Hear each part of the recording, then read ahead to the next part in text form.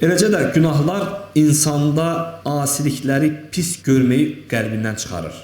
Artıq asiliklər onda adət halına düşür, onu pis görmür. Hətta insanları o asilik üzərində onu görməsini belə pis baxmır.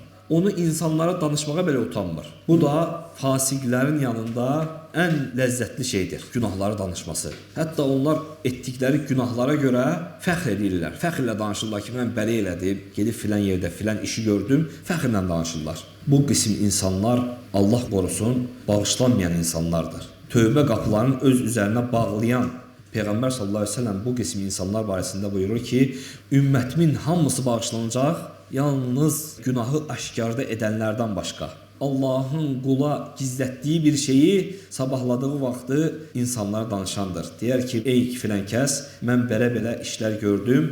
Allahın gecə vaxtı ona gizlətdiyi şeyi gündüz vaxtı insanlara danışar.